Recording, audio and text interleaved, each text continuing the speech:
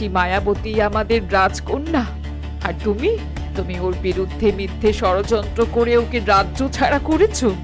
তোর ষড়যন্ত্র এবারেও মাটি হয়ে যাবে দুষ্টু মন্ত্রী। তাকিয়ে দেখো, আমি আমার রাজকন্যাকে নিয়ে ফিরে এসেছি। এবারে তোমাদের শাস্তি পাওয়ার সময় হয়েছে।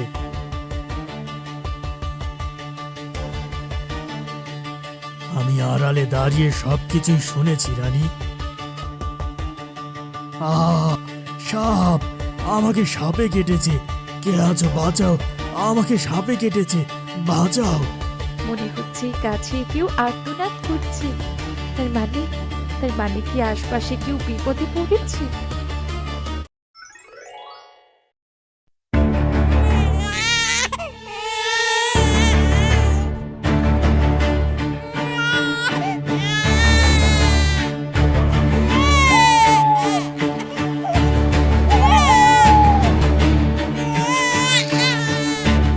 ভাগ্যিস আমাকে কেউ দেখতে পায়নি। এবারে সাবধানে বাকি কাজটা করতে হবে। আমি তো বনের একেবারে গভীরে চলে এসেছি। নিজের হাতে মারার থেকে বাচ্চাটাকে বরং এখানেই ফেলে যাই। কিছুক্ষণের ভেতর বাঘ আর ভাল্লুকের পেটে চলে যাবে ও। বেঁচে থাকার আর কোনো সম্ভাবনাই থাকবে না।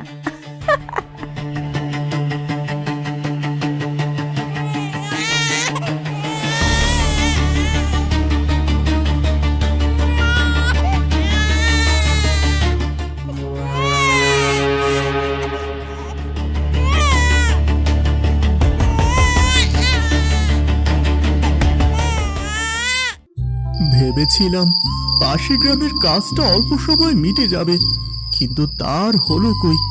গোটা একটা দিন থাকতে হলো। এদিকে বাড়িতে কত কাজ ফেলে রেখে এসেছি। যাই, তাড়াতাড়ি পা চালিয়ে হাঁটি।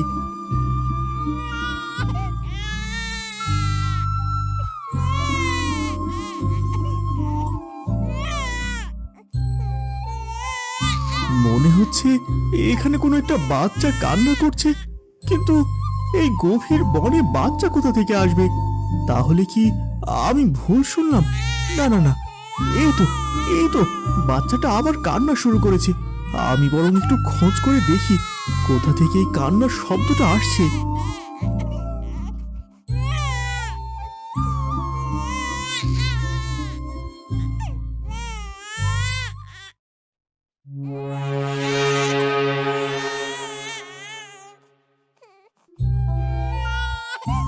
সর্বনাশ!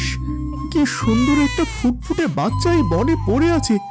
এই জন্তু জানোয়ার ভর্তি বনে ওই বাচ্চাটাকে তো যে কোনো সময় হিংস্র জানোয়াররা খেয়ে ফেলতে পারে। এখনই বাচ্চাটাকে বাঁচাতে হবে।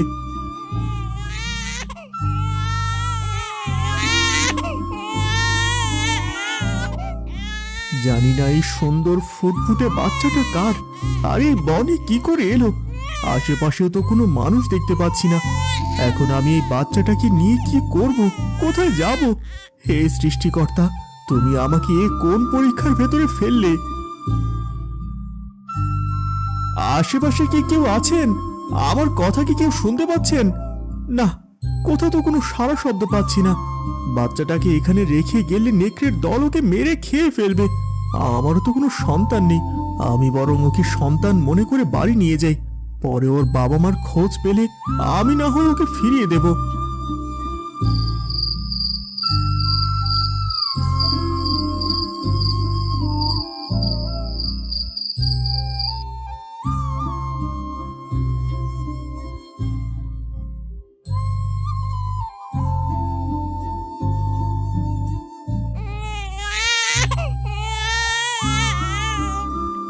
কি গো, তুমি কাল পড়ে গেলে ফিরতে সময় লাগবে না। আর আজ এই গোটা একদিন পর ফিরলে, আর সাথে করেই বা কাকে নিয়ে এসেছো? আর বলো না, এই বাচ্চাটাকে বনের ভেতরে কুড়িয়ে পেয়েছি। ওরকম ভয়ঙ্কর বনে আর কিছুক্ষণ থাকলে হয়তো বন্য পশুরা ওকে খেয়ে ফেলতো। বলতে পারো আমি ওকে বাঁচিয়ে নিয়ে এলাম। তা বুঝলাম, কিন্তু ওর বাবা মা কোথায়? বনের ভেতর একা একাও নিশ্চয়ই আসেননি। আমি বেশ অনেকবার ডাকাডাকি করেছি, কিন্তু কোথাও কোনো সাড়া শব্দ পাইনি। এই বাচ্চাটাকে ওই বিপদের মুখে না রেখে নিয়ে এসেছি। হ্যাঁ, এটা তুমি অনেক ভালো কাজ করেছো। আমাদের তো কোনো সন্তান নেই, ওকে আমরা সন্তান রূপেই লালন পালন করব। হ্যাঁ, তা তো করবই, কিন্তু ওর আসল বাবা মা ফিরে এলে তাদের হাতে তুলে দিতে হবে। ঠিক আছে, তাই হবে। তবে ওকে আমরা কি নামে ডাকবো? ওকে প্রথম দেখায় আমার বড় মায়া লেগেছিল, তাই আমরা ওকে মায়াবতী বলে ডাকবো। ঠিক আছে, তাই হবে। খুব সুন্দর একটা নাম দিয়েছো তুমি। এখন তাহলে বাজারে গিয়ে ওর জন্যে দুধ কিনে নিয়ে এসো। এইটুকু বাচ্চা, না জানি কোথায় ও কত কষ্ট পাচ্ছে। আচ্ছা ঠিক আছে, তুমি ওকে নিয়ে একটু শান্ত করো, আমি বাজার থেকে আসছি।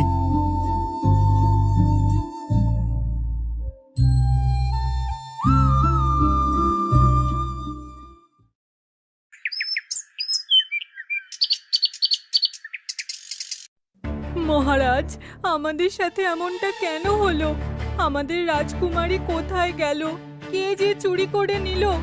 কতদিন পর একটা কন্যা সন্তানের মুখ দেখলাম, তাও ওর কপালে সইল না।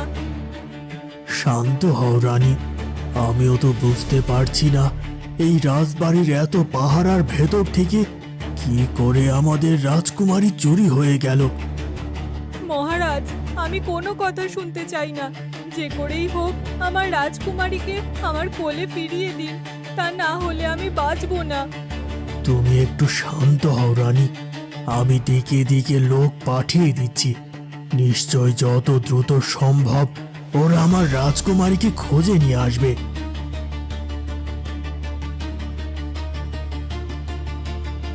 এই যে দাসী, তুমি তো সব সময় রানীর আশেপাশেই থাকো, তাহলে কি করে এমন একটা ঘটনা ঘটে গেল?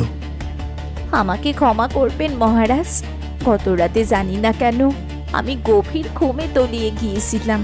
এই কারণে কি থেকে কি হয়ে গেল সেসব আমি কিছুই জানতে পারিনি। দাসী, তুমি সৃষ্টিকর্তাকে ডাকো।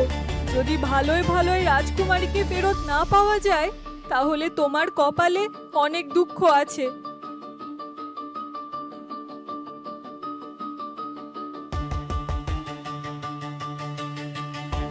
মহারাজের জয় হোক। হ্যাঁ বলো সেনা, কোনো খবর এসেছে কি?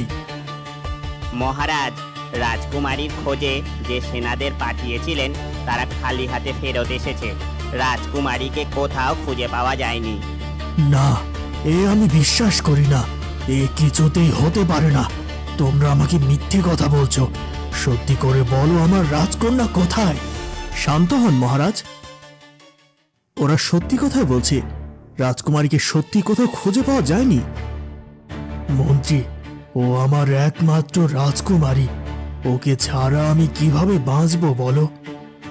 আপনার কথা মতো আমি দায়িত্ব নিয়ে আশেপাশে সব রাজ্যে সেনা পাঠিয়েছি, কিন্তু তাতে কোনো লাভ হয়নি। সব সেনা খালি হাতে ফিরে এসেছে। মন্ত্রী, তুমি একটা কাজ করো, এক্ষুনি গিয়ে রাজ্যের সর্বশ্রেষ্ঠ তান্ত্রিককে ডেকে নিয়ে আসো।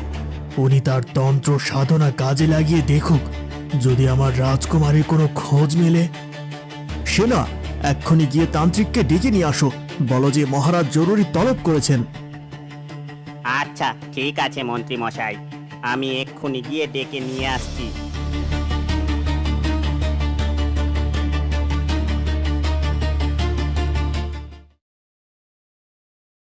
দাসী, এ আমাদের কি সর্বনাশ হয়ে গেল বলো তো?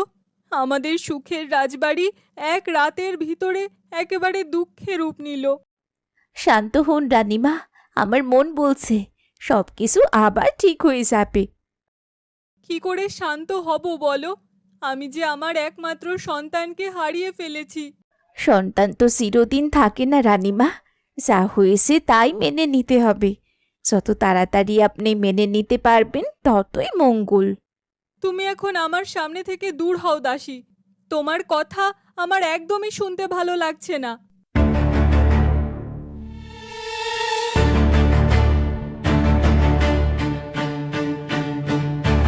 কিছু বলুন তান্ত্রিক, আপনি কি আমার রাজকুমারীর কোনো খোঁজ পেয়েছেন? আমি অনেক চেষ্টা করছি মহারাজ, কিন্তু কিছুতেই কিছু হচ্ছে না। আমি কোনো মতেই রাজকুমারীর অবস্থান নির্ণয় করতে পারছি না। হে সৃষ্টিকর্তা, এখন তুমি ভরসা, দয়া করে আমাদেরকে পথ দেখাও। হ্যাঁ মহারাজ, এখন সৃষ্টিকর্তাকে ডাকা ছাড়া আমাদের হাতে আর দ্বিতীয় কোনো রাস্তা নেই। যদি ওনার দয়া হয় তাহলে হয়তো আমরা আমাদের রাজকুমারীকে ফিরে পাবো।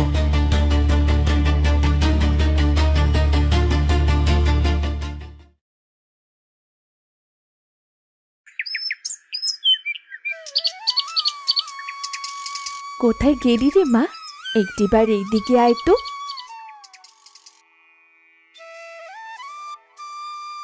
কি হয়েছে মা? হঠাৎ করে এত ডাকাডাকি করছো কেন? একটু পর পর কোথায় চলে যাস বলতো? কোথায় আর যাব? পুকুর ঘাটে বসে গত রাতের থালা বাসনগুলো ধুয়ে দিচ্ছিলাম। মারে, ঘরে যে একদানা চালও নেই, আর হাতে কোনো টাকা পয়সাও নেই। তোর বাবা অসুস্থ হয়ে আজ কদিন ধরে কাজেও যেতে পারছে না।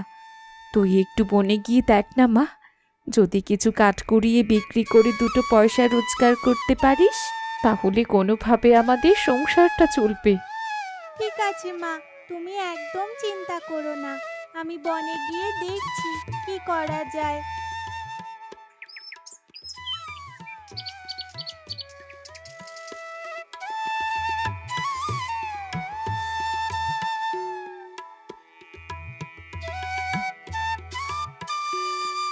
কি গো, মায়াবতীকে শুনতে পেলাম কোথাও একটা পাঠানোর কথা বলছিলে। ওকে কোথায় পাঠিয়েছো? কোথায় আর পাঠাবো, বনে পাঠিয়েছি কাঠ কুড়িয়ে তা বিক্রি করার জন্যে। আমাদের মেয়েটা ছোট, ওকে দিয়ে আর কত কাজ করাবে বলো? এমনিতেই তো বাড়ির সব কাজ ওই করে। কি আর করবো বলো, আজ কত দিন ধরে তুমি অসুস্থ হয়ে আছো, কাজেও তো যেতে পারছো না, ঘরে একটা বাজার সদাইও নেই। এভাবে কি আর সংসার চলে বলো? সবই আমার কপাল, বুঝলে নীলিমা? তা না হলে আমাদের এই খারাপ অবস্থা দেখেও কি সৃষ্টিকর্তা আমাদের দিকে একটু মুখ তুলে তাকাতে পারতেন না?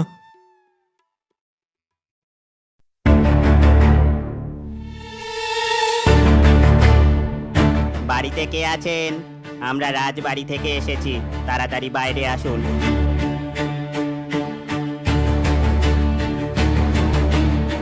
এ কি, আপনারা আমাদের বাড়িতে কি চান? গত 7 বছর ধরে আপনারা একটা টাকাও খাজনা পরিশোধ করেননি। রাজমহল থেকে আমাকে খাজনা আদায়ের জন্য পাঠিয়েছেন। জলদি খাজনাটা দিয়ে দিন, আমি চলে যাই। আমাকে আরো অনেক বাড়িতে যেতে হবে। দেখুন, এখন আমাদের পরিবারের অবস্থা খুবই খারাপ। আমি অসুস্থ হয়ে পড়ে আছি, কাজকর্ম করতে পারছি না। এই সময় এতগুলো খাজনার টাকা কিভাবে দেব বলুন?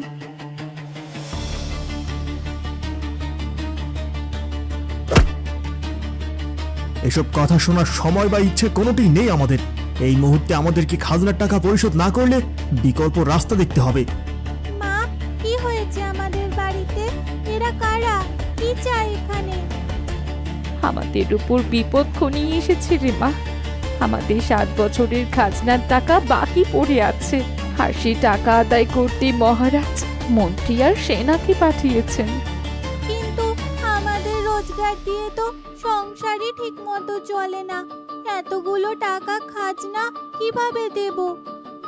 ঠিক আছে, খাজনার টাকা না পেলে আমরা মেয়েটাকে সাথে করে নিয়ে যাব। ও রাজবাড়িতে কাজের মেয়ে হিসেবে কাজ করবে। কাজ করতে করতে যেদিন খাজনার টাকা উসুল হবে সেদিনই ও আবার ফিরে আসতে পারবে।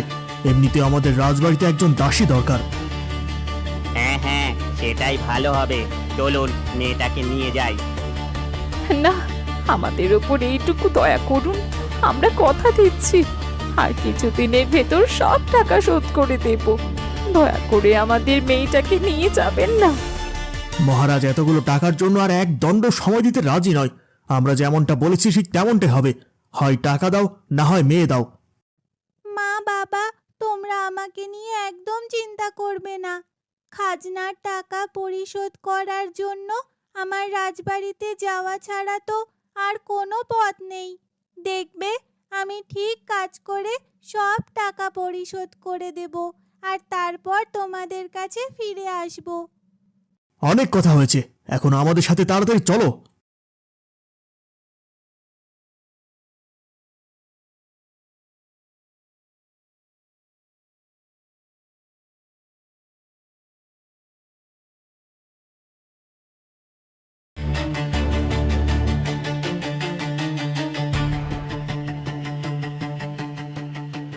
কি ব্যাপার মন্ত্রী, তুমি আবার কবে থেকে এমন মেয়ে পাকড়াও করে আনতে শুরু করেছো? ক্ষমা করবেন মহারাজ, তবে আমি কিন্তু বিনা কারণে ওকে ধরে নিয়ে আসিনি।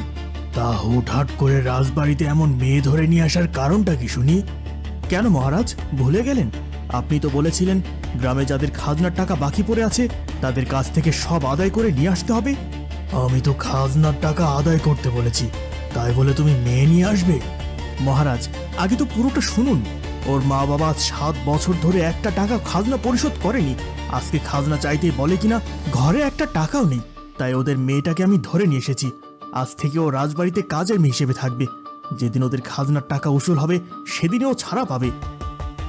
বাহ মন্ত্রী বাহ, আমার রাজ দরবারে আমার সাথে থাকতে থাকতে তোমার মাথাটা দেখছি খুলতে শুরু করেছে। যাও, তুমি ওকে রানীর কাছে নিয়ে যাও, আমি একটা জরুরি কাজে বাইরে যাচ্ছি। ঠিক আছে মহারাজ।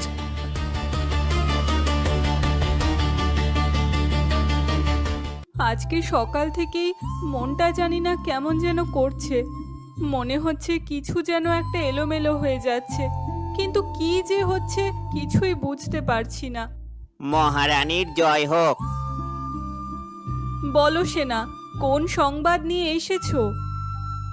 অন্দরমহলের বাইরে মহামান্য মন্ত্রী মশাই অপেক্ষা করছেন, আপনার সাথে কথা বলতে চান। আমার সাথে কথা বলবেন? আচ্ছা সেনা, তুমি মন্ত্রীকে একটু অপেক্ষা করতে বলো, আমি এক্ষুনি আসছি।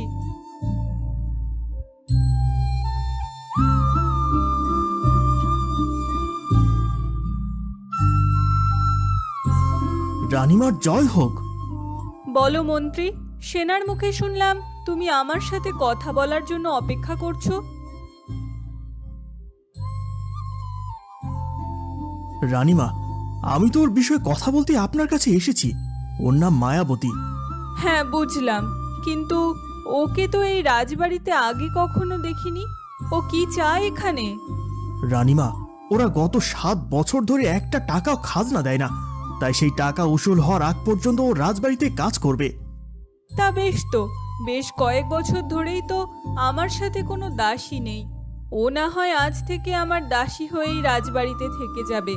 কি গো মেয়ে, তোমার কোনো সমস্যা নেই তো? না রানীমা, আমার কোনো সমস্যা নেই। আমার মা বাবা দুজনেই বয়স্ক, তার উপর আবার অসুস্থ। তাই যে কোনো একটা কাজ করে আমাকে এই খাজনার টাকা দ্রুত উসুল করতে হবে। ঠিক আছে রানীমা, তাহলে তো আর কোনো সমস্যা রইল না। এই মায়াবতী আজ থেকে আপনার সাথেই থাকবে। হ্যাঁ, আমি ওকে সবটা বুঝিয়ে শুনিয়ে বলছি। তুমি এখন আসতে পারো।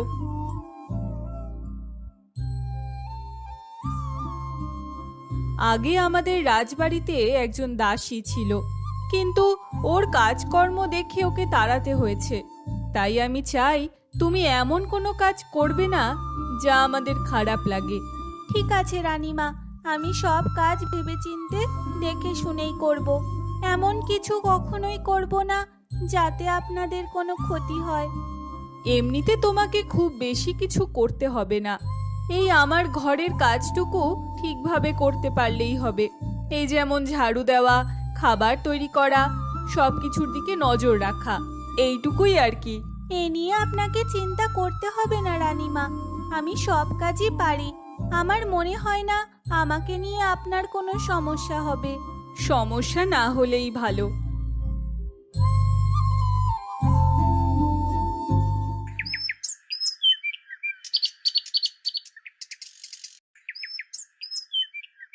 আমাদের ভুলের কারণেই আজ মেয়েটার এমন পরিণতি হতো, তাই না? সবই আমাদের নিয়তি বুঝলে। তা না হলে আজ আমাদের ঘরের মেয়েকে রাজবাড়িতে দাসী করে পাঠাতে হয়। বাড়িতে বসে কাজ করলেও সবসময় আমার চোখে চোখে থাকতো, কিন্তু এখন ওকে ছাড়া আমি কি করে বাঁচবো? রাজবাড়িতে নিশ্চয়ই ওকে অনেক খাটানো হবে। ওর যদি কিছু হয়ে যায়। অলক্ষণে কথা বলতে নেই নীলিমা, আমাদের মায়াবতীর কিচ্ছু হবে না। দেখবে শীঘ্রই ও আবার আমাদের কাছে ফিরে আসবে। কিন্তু ততদিন বুকে পাথর চাপা দিয়ে আমি কিভাবে থাকবো বলো? চিন্তা করো না, 2টা দিন যাক, তারপর আমি তোমাকে নিয়ে রাজবাড়িতে গিয়ে ওকে দেখিয়ে আনবো। এতদিন তোর চেষ্টায় আমাদের সংসারটা চলেছে। তুমি অসুস্থ মানুষ, কাজ করতে পারো না, এখন নিশ্চয়ই আমাদেরকে পথে বসতে হবে। এ নিয়ে তুমি একদম দুশ্চিন্তা করবে না। আমি একটু আধটু করে যা কাজ করতে পারি তেমনটাই করব। দেখবে তাতে আমাদের দুজনের সংসার ভালোভাবে চলে যাবে। এছাড়া দ্বিতীয় তো কোনো রাস্তাও নেই, কিছু বেঁচে হলেও তো কাজ করতে হবে। তুমি শুধু শান্ত হয়ে দিন গুনতে থাকো, দেখবে শীঘ্রই আমাদের সব দুঃখ কষ্ট দূর হয়ে যাবে। শোনো মায়াবতী, এখন আমি যে কথাগুলো বলবো সেগুলো অবশ্য তোমাকে না বললেও হতো, কিন্তু তবুও বলছি, মন দিয়ে শোনো। রানীমা, কোনো গোপন কথা কি? মনে হচ্ছে কথাগুলো আমাকে বলতে আপনি দ্বিধা করছেন। না না, ঠিক তেমন না। তাছাড়া তোমাকে বলবো বলেই তো এখানে নিয়ে আসা। আচ্ছা শোনো, এই সিন্দুকটা দেখতে পাচ্ছ? এটা আমাদের রাজবংশের এক বড়ই অলৌকিক সিন্দুক। আশ্চর্য বলছি এই কারণে, একমাত্র আমাদের রাজ রক্তধারী কারোর হাতের স্পর্শ পেলেই এই সিন্দুক খুলবে। এছাড়া কেউ এই সিন্দুক কখনোই খুলতে পারবে না। হাতের স্পর্শে সিন্দুক খুলবে, তাও আবার রাজ রক্তধারী হতে হবে? এমন কথা তো বাপের জন্মেও শুনিনি কোনোদিন। সেই সব নিয়ে তোমাকে ভাবতে হবে না। আমি শুধু বলতে চাচ্ছি যে গোটা ঘরের ভিতর এই জিনিসটার উপর তুমি সব সময় বিশেষ নজর রাখবে। অজানা অচেনা কেউ যেন হুট করে এই সিন্দুক অবধি চলে না আসে, তার খেয়াল তুমি রাখবে। আচ্ছা ঠিক আছে রানীমা, আমি খেয়াল রাখবো। মানুষ কি, একটা মশা মাছিকেও এই সিন্দুকের আশেপাশে আসতে দেব না। বেশ, তাহলে কাল থেকে পুরো দমে কাজে লেগে পড়ো। এখন তো রাত হয়ে গেছে, খাওয়া দাওয়া করে ঘুমিয়ে পড়ো, বেশি রাত করো না যেন। আচ্ছা ঠিক আছে রানীমা।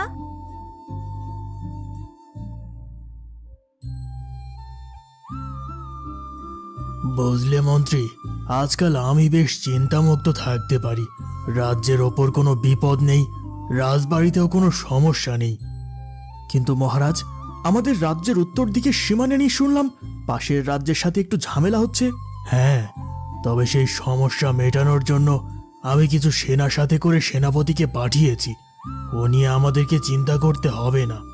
বেশ, তাহলে তো আর আমাদের কোনো চিন্তা নেই, সবকিছু বেশ ভালোভাবেই চলছে। হ্যাঁ মন্ত্রী, সবকিছু একদম ঠিকঠাক। আচ্ছা মহারাজ, আজকের সভার কার্যক্রম তো শেষ, আমি তাহলে এখন আসি। আচ্ছা ঠিক আছে, তুমি আসো।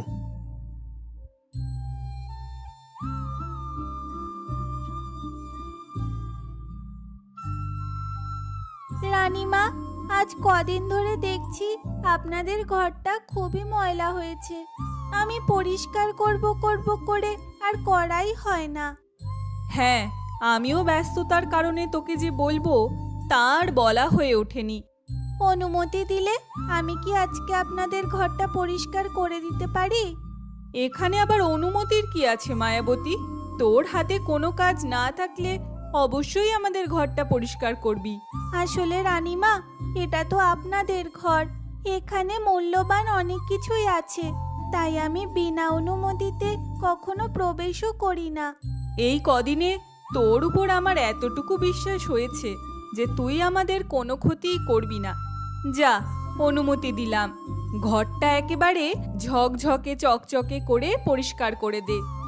আচ্ছা ঠিক আছে রানীমা, আমি এক্ষুনি পরিষ্কার করে দিচ্ছি।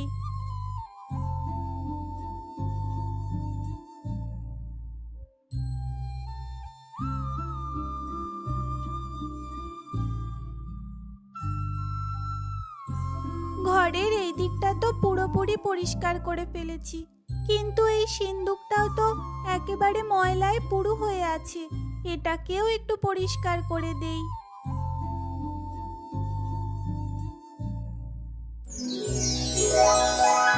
হায় হায়, এ কি সর্বনেশে কাণ্ড হয়ে গেল! আমার মালাটা তো গলা থেকে ছিঁড়ে পড়ে গেল। এখন কি হবে? আমার ছোটবেলা থেকেই এই মালাটা গলায় রয়েছে, আর ছিঁড়ে গেল। এখন কি করি? মায়াবতীর গলায় যে মালা, এটা তো শুধুই রাজ পরিবারের সদস্যদের গলায় থাকে, কিন্তু চোখের সামনে এইমাত্র যে দৃশ্য দেখলাম, এটা কি করে সত্যি হয়? এই মালা মায়াবতীর গলায় কি করে থাকতে পারে? তার মানে কি এই দাসী এবারে রাজকন্যা, যাকে আমি আজ থেকে 20 বছর আগে দাসীকে দিয়ে জঙ্গলে ফেলে এসেছিলাম? এ কি মন্ত্রী মশাই, আপনি এখানে? আমাকে কি কিছু বলবেন? ও হ্যাঁ, না মানে তুই কাজ না করে এখানে বসে বসে ফাঁকিবাজি করছিস? আমি এক্ষুনি গিয়ে মহারাজকে সব বলে দিচ্ছি। আমাকে ক্ষমা করে দিন মন্ত্রী মশাই, আমি এতক্ষণ কাজই করছিলাম, কিন্তু হঠাৎ করে আমার গলা থেকে এই মালাটা ছিঁড়ে পড়ে গেল। এসব কথা শোনার সময় কি মহারাজের আছে? তিনি তো সেই কখন থেকে তোকে খোঁজ করে যাচ্ছেন। কি বলছেন মন্ত্রী মশাই?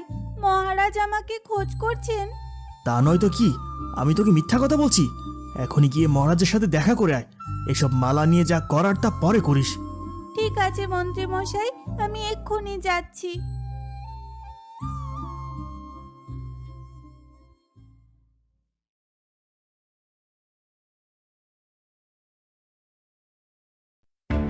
দাসী মায়াবতী, এই মালা যে আমি কিছুতেই তোমার সাথে রাখতে দিতে পারি না। একবার যদি মহারাজ ও রানীমা টের পেয়ে যায়, তাহলে তো সর্বনাশ হয়ে যাবে। আমার সমস্ত ষড়যন্ত্র মাটি হয়ে যাবে। সেটা তো আমি কিছুতেই হতে দেব না। আজকের পর তোমার গলার এই মালা তুমি আর কোনো দিনও পাবে না।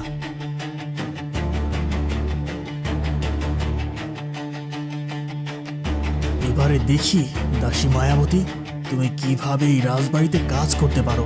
কাল সকালেই তোমাকে এই বাড়ি থেকে তাড়ানোর ব্যবস্থা করছি।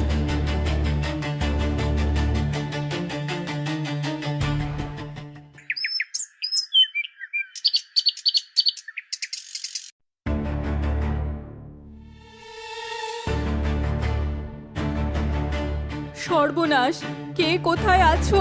এদিকে আসো।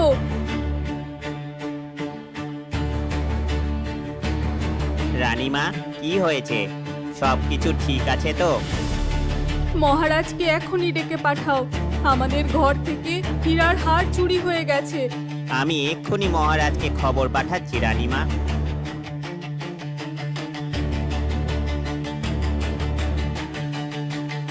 ঘরে বাইরে সব দিকে এমন সুখ পেতেও ভাগ্যের দরকার হয়, বুঝলে মন্ত্রী? তা যা বলেছেন আপনি মহারাজ, সৃষ্টিকর্তার আশীর্বাদ ছাড়া কোনো কিছু সম্ভব না।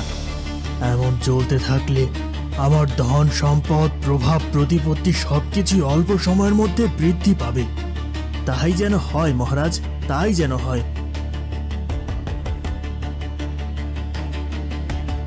মহারাজের জয় হোক। মহারাজ, সর্বনাশ হয়ে গেছে। রানীমা আপনাকে এখনই ডেকে পাঠিয়েছেন। আহা সেনা, শান্ত হও। কি হয়েছে সেটা আগে আমাকে খুলে বলো। রানী কেন আমাকে ডেকে পাঠিয়েছে? মহারাজ, রানীমা বলছেন আপনার ঘর থেকে হীরার হার চুরি হয়ে গেছে। সর্বনাশ! চলো তো মন্ত্রী।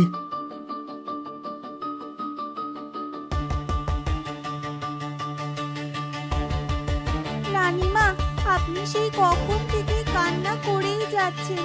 একটু শান্ত হন। মহারাজকে সব কিছু বললে তিনি নিশ্চয়ই একটা সমাধান করে দেবেন। রানী, কি সব শুনছি সেনার মুখ থেকে? কি হয়েছে তুমি বলো তো? মহারাজ, সর্বনাশ হয়ে গেছে। কাল আমি আমার হীরার হারটা খুলে এই ঘরেই রেখেছিলাম, কিন্তু সেটা এখন পুরোপুরি গায়েব। কোথাও খুঁজে পাচ্ছি না। কি বলছো তুমি এসব রানী? আমাদের ঘর থেকে তোমার হীরার হার চুরি করবে কার এত বড় সাহস? আমি কিছু জানি না মহারাজ। এতদিন তো কখনো এমন কোনো ঘটনা ঘটেনি। আমি কিছুই বুঝতে পারছি না, কে করলো এমন কাজ? মহারাজ, আপনি যদি কিছু মনে না করেন, তাহলে আমি একটা কথা বলতে পারি। এই হীরের হার কে চুরি করেছে এবং কখন চুরি হয়েছে সেটা আমি জানি। কে মন্ত্রী? তুমি কি তাকে দেখেছো? বলো, চুপ করে আছো কেন? হ্যাঁ মহারাজ, আমি তাকে দেখেছি। গতদিন যখন আমি রাজসভা শেষ করে চলে যাচ্ছিলাম, তখন দেখলাম মায়াবতী এই ঘরে বসে কাজ করছে। ওই সময় মহারানীর হীরার হারটা ঘরেই ছিল। তাহলে বুঝতে পারছেন তো মহারাজ? মায়াবতী? মায়াবতী? সত্যি করে বলো মন্ত্রী, যা যা বলছে এগুলো সব সত্যি নাকি? গতদিন তুমি রানীর হীরের হার চুরি করে নিয়েছো? মহারাজ, আমি মিথ্যা কথা বলবো না। ঘর পরিষ্কার করার জন্য আমি এখানে ছিলাম, কিন্তু বিশ্বাস করুন আমি কোনো চুরি করিনি। তাছাড়া আমি আমার গলার মালাটা এখানে রেখে গিয়েছিলাম, কিন্তু ফিরে এসে আর পাইনি। আমার নিজের জিনিসই তো চুরি হয়ে গেছে মহারাজ। আমি কেন রানীমার হীরার হার চুরি করব? মহারাজ, আমি আগে সেনা পাঠিয়ে মায়াবতীর ঘর তল্লাশি চালাই। সেখান থেকে সেনারা রানীমার এই হীরের হারটি উদ্ধার করে। হ্যাঁ মহারাজ, মন্ত্রী মশাইয়ের কথায় আমরা দাসী মায়াবতীর ঘর তল্লাশি করে এই হীরের হারটা পাই। বিশ্বাস করুন মহারাজ, আমি কোনো চুরি করিনি।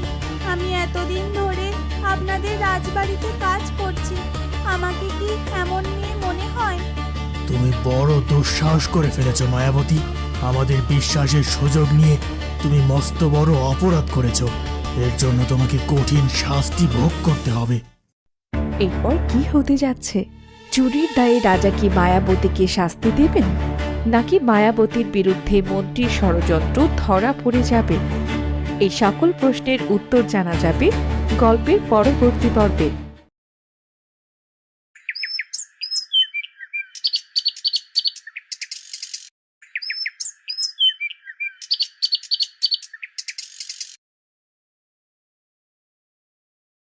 মহারাজ, এর বিচার কিন্তু আপনাকে করতে হবে। মায়াবতী চুরি করেছে, তাও আবার খোদ রাজপ্রাসাদ থেকে। আপনি যদি এই অপরাধের শাস্তি না দেন, তাহলে তো রাজ্যের অপরাধীরা সাহস পেয়ে যাবে। না মন্ত্রী, মায়াবতী যখন অপরাধ করেছে তখন তাকে শাস্তি অবশ্যই পেতে হবে। মহারাজ, আমি বলি কি, মায়াবতী হয়তো ভুলক্রমে এই অপরাধটা করে ফেলেছে। ওকে কি ভুল শুধরে নেওয়ার একটা সুযোগ দেওয়া যায় না মহারাজ? ক্ষমা করবেন রানীমা, কিন্তু আমার মনে হচ্ছে এই মায়াবতীকে সুযোগ দিলে ও আবার চুরি করবে। হ্যাঁ রানী, মন্ত্রী একদম ঠিক কথাই বলেছে। মায়াবতীকে আমি আর কোনো সুযোগ দিতে চাই না। অপরাধ যখন করেছে তখন আমি ওকে শাস্তি দেব। মহারাজ, আর একদম দেরি করবেন না। সবাই আপনার মুখ চেয়ে শাস্তির আদেশ শোনার অপেক্ষা করছে। শোনো মায়াবতী, তুমি আমার প্রাসাদ থেকে চুরি করেছো। এর শাস্তি হিসেবে আমি তোমার পরিবার সহ তোমাকে এই রাজ্য থেকে তাড়িয়ে দিলাম। বিশ্বাস করুন মহারাজ, আমি এই চুরি করিনি। আমাকে মিথ্যে অভিযোগে ফাঁসানো হচ্ছে। আগামীকাল পর্যন্ত তোমাকে সময় দিলাম। এর ভেতর যদি রাজ্য ছেড়ে চলে না যাও, তাহলে সেনারা কি করতে পারে সেটা তো তুমি ভালো করে বুঝতে পারছো। মহারাজ, আপনি আমাকে যে শাস্তি দেবেন আমি তা মাথা পেতে নেব, কিন্তু দয়া করে আমার বাবা মাকে শাস্তি দেবেন না। তারা দুজনই বয়স্ক মানুষ। এই বয়সী তারা বাড়ি ছেড়ে কোথায় গিয়ে থাকবে মহারাজ? মহারাজ, আপনি কিন্তু এটা অবিচার করছেন। যা ভুল করার তা তো মায়াবতী করেছে। ওর জন্য ওর বাবা মাকে কেন শাস্তি দেবেন? কই গো, তুমি আর কত দেরি করবে? মেয়েটাকে কতদিন দেখি না। তাড়াতাড়ি চলো, রাজবাড়ির দিকে যাই। এই তো হয়ে গেছে। মেয়েটার জন্য কিছু পিঠে করে নিয়েছি। আরে, আমাদের মেয়ে কি ওখানে না খেয়ে থাকে নাকি? পিঠা নেওয়ার কি দরকার? শুধু পিঠা না, তেলের বড়া, ফল, শাকের বড়া আর কুচো মাছ ভেজে নিয়েছি। আমাদের মেয়েটা এসব কত ভালো খায়, তুমি তো জানোই। ওহ নীলিমা, তুমিও না? আমরা যাচ্ছি ওর সাথে দেখা করতে। সেখানে এত কিছু নেওয়ার কি দরকার? ও তুমি বুঝতে পারবে না। চলো, আমার সব তৈরি হয়ে গেছে।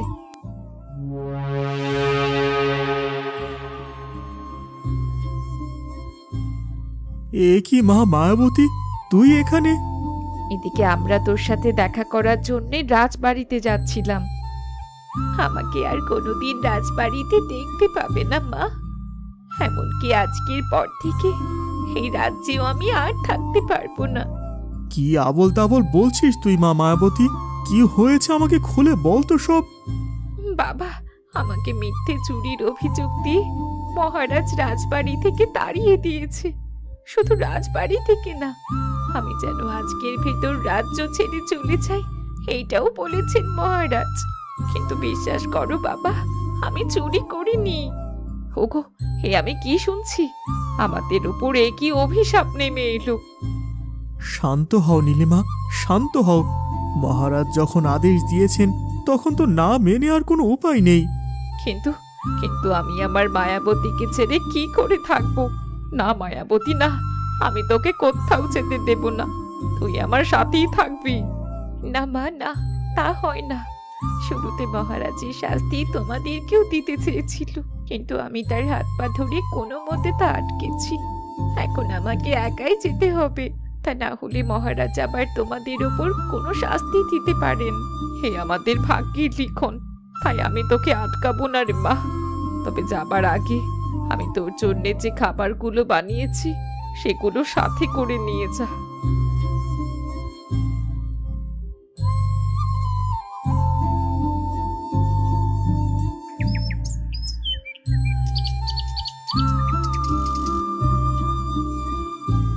ওগো, আমরা যে সব কিছুই হারিয়ে ফেললাম, এখন এখন কি নিয়ে বাঁচবো আমরা?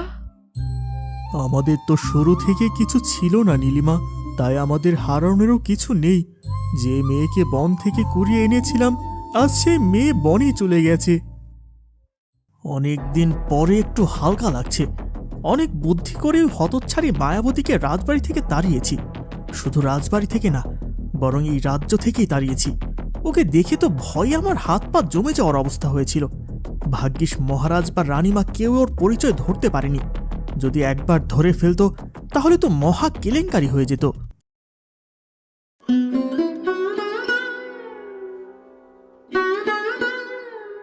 হে সৃষ্টিকর্তা, হে তোমার কেমন খেলা!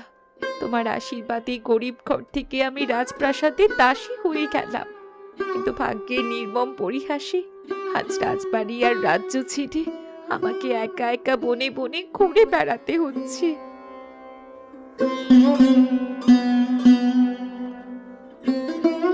আর এক পাও যেন সামনে আগানোর শক্তি নেই আমার। এখানেই একটা ঘর করে থাকতে হবে। বনের বেশি গভীরে চলে গেলে সেখানে আবার জন্তু জানোয়ারের ভয় আছে, তার থেকে বরং এই জায়গাটাই ভালো।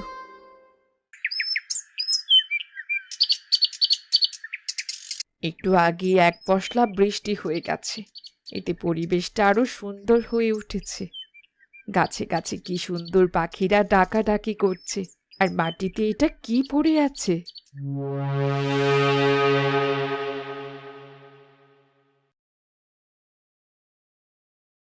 মনে হচ্ছে মালাটা মাটির নিচে চাপা পড়েছিল, কিন্তু এটা তো কোনো সাধারণ মালা নয়। আমি যেটা ভাবছি সত্যি যদি তাই হয়, তাহলে তো এই রহস্য আমাকে উদ্ঘাটন করতেই হবে। আমাকে এক্ষুনি মালাটা নিয়ে মহারাজের কাছে যেতে হবে।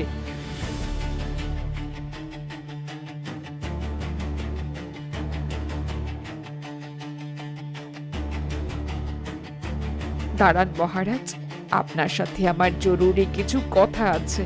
কিন্তু রানী, আমি তো এখন রাজসভায় যাচ্ছি। তোমার জরুরি কথা আমি পরে শুনে নেব। না মহারাজ, কথাটা আপনাকে এক্ষুনি শুনতে হবে। আপনি রাজসভায় কিছুক্ষণ পরে যান। ঠিক আছে, বলো রানী, কি তোমার জরুরি কথা? মহারাজ, আমি রাজবাড়ির বনের ভেতর হাঁটছিলাম, ঠিক সে সময় আমি দেখলাম বৃষ্টির কারণে এই মালাটা মাটির নিচ থেকে উঠে এসেছে। একটা মালা উঠে এসেছে, আর এটা তোমার জরুরি কথা হলো? আপনি বুঝতে পারছেন না মহারাজ, এটা কোনো সাধারণ মালা নয়। আপনি হাতে নিয়ে একবার পরীক্ষা করে দেখুন। রানী, এটা তো আমাদের বংশের মালা। আমাদের বংশে নতুন কেউ আসলে তার গলায় এই মালা পরিয়ে দেওয়া হয়। আপনি একদম ঠিক ধরেছেন মহারাজ। কিন্তু এই মালা রাজবাড়ির বাগানে কিভাবে গেল? আমিও সেই কথাই জিজ্ঞেস করতে এসেছি। আমাদের বংশে সর্বশেষ যে সন্তান এসেছে, আমরা তাকে হারিয়ে ফেলেছি। তাহলে এই মালাই বা রাজবাড়ির বাগানে কোথা থেকে এলো? আমাকে আর একটু ভাবতে দাও রানী। এই মুহূর্তে আমার সত্যি মাথা কাজ করছে না।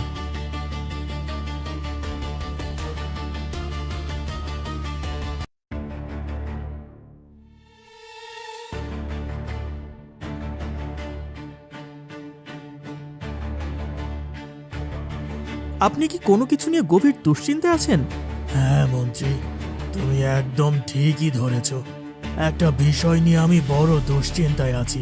মহারাজ, আমি কি আপনার এই দুশ্চিন্তার কারণ জানতে পারি?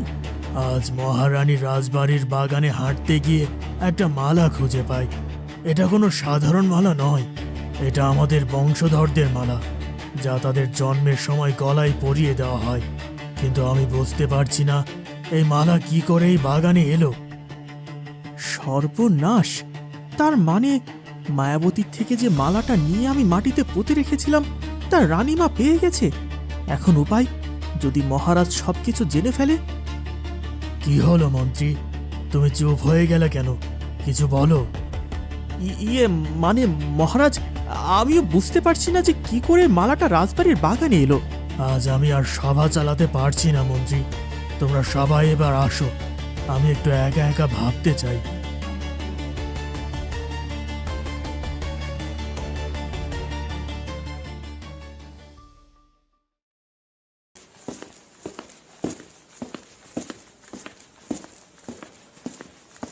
মন্ত্রীমশাই, আমাকে চিনতে পারছেন? এ কি দাসী, তুমি এখানে? রাজবাড়ি থেকে তাড়িয়ে দেবার পর আমি আর ভালো থাকতে পারিনি।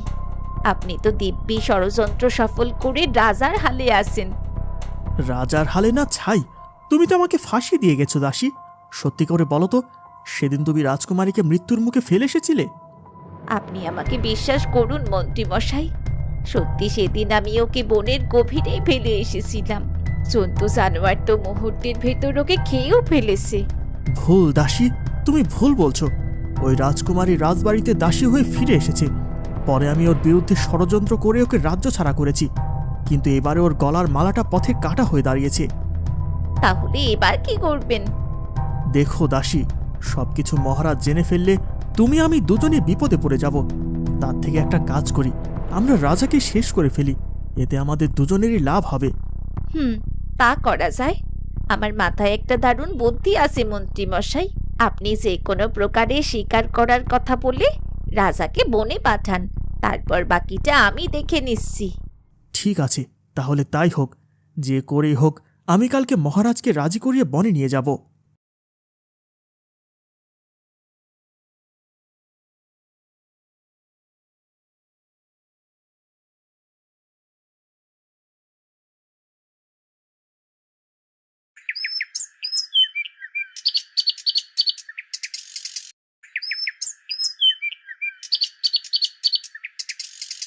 না মহারাজ, এভাবে চিন্তা ভাবনা করে আপনি কোল কিনারা করতে পারবেন না। এর জন্য ঠান্ডা মাথায় চিন্তা ভাবনা করা উচিত। আমার মনে হচ্ছে আপনার মন বিচলিত হয়ে আছে। হ্যাঁ মন্ত্রী, তুমি ঠিকই ধরেছ। গতকাল থেকে আমি আমার মন কোনো মতে শান্ত করতে পারছি না। আমি বলি কি মহারাজ, চলুন না আজকে বনে গিয়ে কিছুক্ষণ শিকার করে আসবেন, এতে আপনার মনও ভালো হয়ে যাবে। হ্যাঁ মন্ত্রী, এটা তুমি খুব একটা খারাপ বলনি। অনেক দিন হয়ে গেল বনের দিকে যাওয়া হয় না। তাহলে আর দেরি কেন মহারাজ, আমি আপনার শিকারে যাওয়ার সব ব্যবস্থা করে ফেলেছি।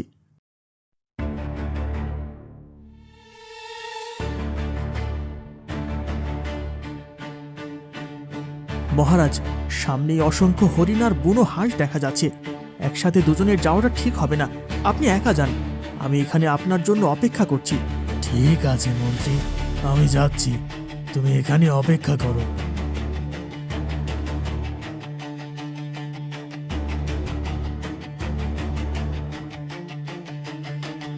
এটাই সুযোগ, এবার সাপটাকে ছেড়ে দিতে হবে ওই মহারাজের দিকে।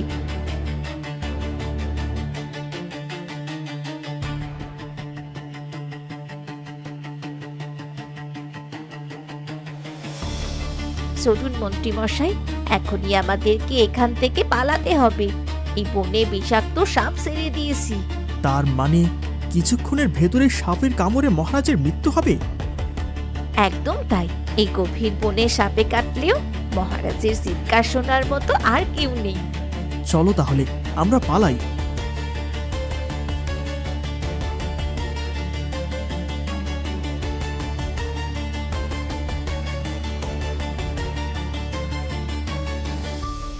মন্ত্রী বলল সামনে অনেক হরিণ আর বুনো হাঁস দেখা যাচ্ছে, কিন্তু কোথাও তো কিছু দেখতে পাচ্ছি না।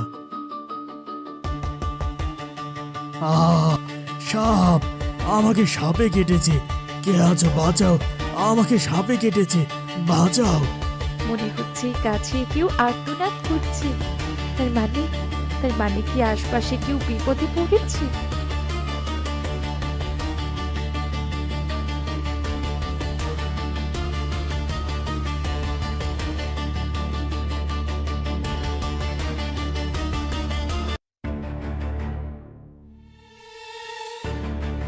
মন্ত্রী, তোমার এত বড় সাহস! তুমি মহারাজের সিংহাসনে বসেছো? রাজ সিংহাসনে বসতে আবার সাহসের কি আছে রানীমা? আজ থেকে তো আমি এই রাজ্যের রাজা। কিসব আবোল তাবোল বলছো? এই কথা মহারাজের কানে গেলে মহারাজ তোমায় মৃত্যুদণ্ড দেবেন। এতক্ষণে নিশ্চয়ই মহারাজ মারা গিয়েছেন, তাই না দাসী? তার বলতে? কি বলছো কি তোমরা এসব? ঠিক বলেছি রানীমা, আমি বনের ভেতর বিষাক্ত সাপ ছেড়ে দিয়েছি, যার কারণে মহারাজের মৃত্যু হয়েছে। আমি তো আপনার কোলের রাজকন্যাকেও এভাবেই মারতে চেয়েছিলাম। কিন্তু ভাগ্যের পরিহাসে ও বেঁচে গেল আর মায়াবতী হয়ে রাজবাড়িতে ফিরে এলো। তবে তাতে কোনো লাভ হলো না। ষড়যন্ত্র করে ওকে আমি রাজ্য ছাড়া করলাম। তার মানে দাসী মায়াবতী আমাদের রাজকন্যা, আর তুমি ওর বিরুদ্ধে মিথ্যে ষড়যন্ত্র করে ওকে রাজ্য ছাড়া করেছো। একদম ঠিক ধরেছেন রানীমা। যে মালাটা আপনি রাজবাড়ির বাগানে কুড়িয়ে পেয়েছেন, ওটা আসলে মায়াবতীর গলাতে ছিল। আমার একের পর এক ষড়যন্ত্র মাটি হয়ে যাচ্ছিল, তবে এবার আর তা হয়নি। এখন থেকে আমি এই রাজ্যের রাজা। তোর ষড়যন্ত্র এবারেও মাটি হয়ে যাবে দুষ্টু মন্ত্রী। তাকিয়ে দেখো, আমি আমার রাজকন্যাকে নিয়ে ফিরে এসেছি। এবারে তোমাদের শাস্তি পাওয়ার সময় হয়েছে।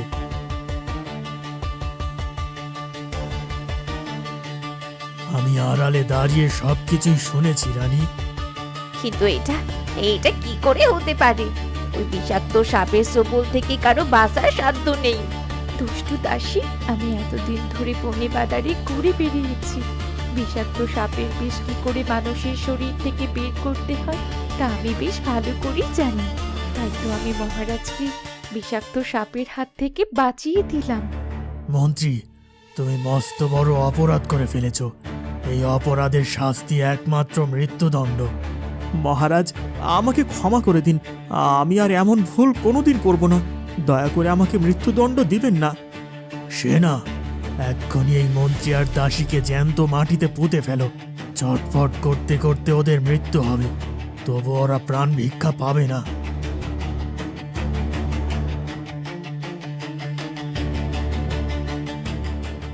তুমি কান্না করো না মায়াবতী। আমি এক্ষুনি সেনা পাঠিয়ে তোমার পালিত মা বাবাকে নিয়ে আসছি। আজ থেকে তারাও এই রাজবাড়িতে রাজার হালে থাকবে।